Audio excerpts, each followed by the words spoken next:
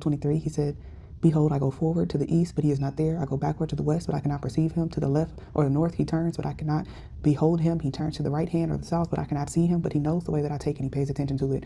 When he has tried me, I will come forth as refined gold, pure and luminous. We know about refinement, right? Refining is the final stage of the gold production. When gold needs to be produced, refinement is the last stage before you get your gold. You know, you take the gold, you heat it up to a specific temperature, and once it reaches that specific temperature, it melts, right?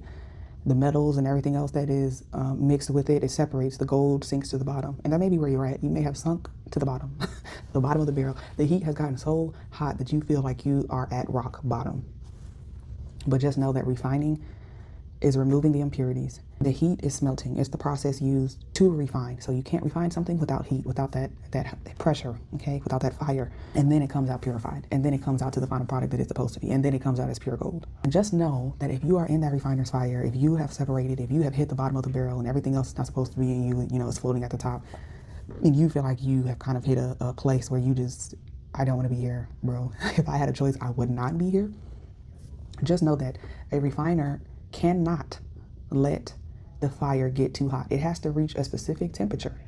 And when it reaches that temperature, the refiner pulls the gold out. Because if you leave that gold in there too long and it gets too hot, it can cause oxidation and loss. It can literally vaporize and just be non-existent, right? It can cause structural damage. It can cause contamination.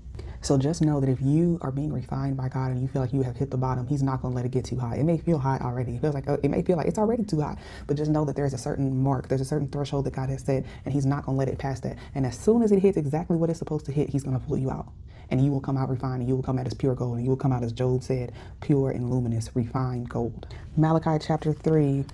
But who can endure the day of his coming, and who can stand when he appears? For he is like a refiner's fire, and like launderer's soap, which removes impurities and uncleanness. He will sit as a refiner and purifier of silver, and he will purify the sons of Levi, the priest, and refine them like gold and silver, so that they may present to the Lord offerings in righteousness.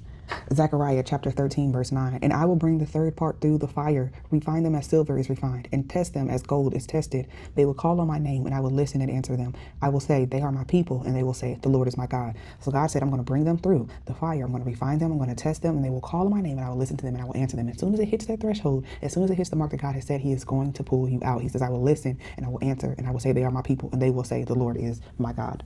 Isaiah chapter 48, verse 10. Indeed, I have refined you, but not as silver. I have tested and chosen you in the furnace of affliction. 1 Peter chapter 1, verse 6.